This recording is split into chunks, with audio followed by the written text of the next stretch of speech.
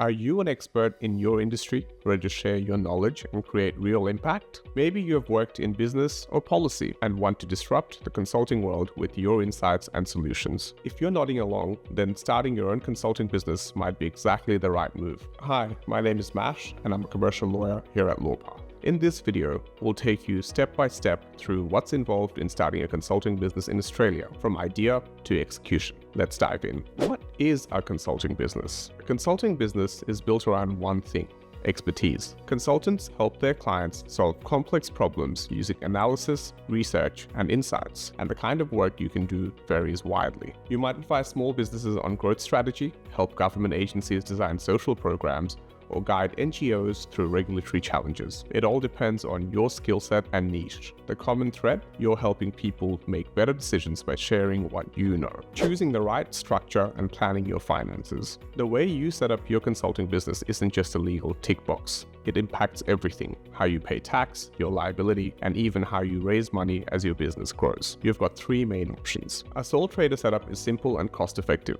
It's perfect if you're starting small and just want to get up and running quickly. You'll mostly rely on personal savings or a small business loan to fund things. Second, a partnership lets you team up with one or more partners so you can share costs, pool resources, and spread the risk. And a company is a more complex but gives you stronger legal protection and room to scale. It's a completely separate legal entity. It can sue, it can be sued, it can hold assets in its own name, and it keeps things going even if the ownership changes. Company structure also opens the door to bringing in investors, but that means giving up some equity and control. No matter which structure you choose, your financial needs will evolve. Starting out, you might only need a laptop and an internet connection, but as you grow, you may need an office, specialist software, or even travel to meet clients. Government grants and small business loans are worth looking at regardless of your structure, but if you're aiming big, a company will give you more flexibility to raise capital down the track.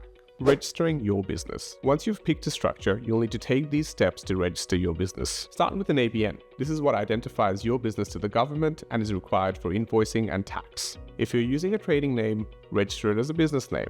Make it professional, memorable, and aligned with your niche. If you set up a company, you'll also register it with ASIC and get an ACN first, and then you get yourself an ABN.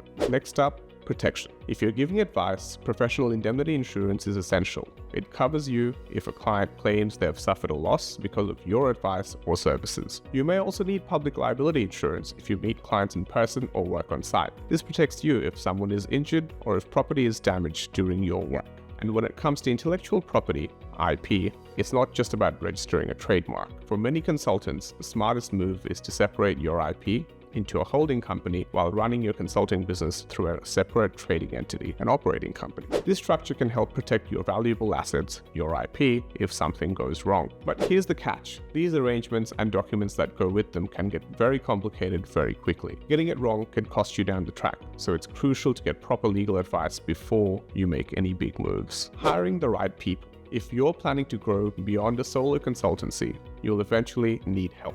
Whether that's part-time admin staff, other consultants that work for you full-time, or you're bringing on an SME as a contractor. And with hiring comes legal obligations. Full-time employees are entitled to leave, superannuation, and other protections. Contractors operate independently but should have clear arrangements and agreements in place. And this is where employment contracts, contractor agreements, and NDAs come in. They keep expectations clear and protect both sides. Understanding legal obligations. Depending on your niche, you may need specific licenses or qualifications. For example, legal consultants need a practicing certificate, while financial advisors need to meet ASIC requirements. You'll also want to use a consultancy agreement for every project. This outlines your scope of work, payment terms, liability, and who owns any intellectual property you create. And if you hire an employee, remember your workplace health and safety obligations, even if you're running a remote-first business. Starting a consulting business is exciting, but there's a lot to get right from a legal and compliance perspective. That's where Lawpath comes in. If you're ready to take the next step,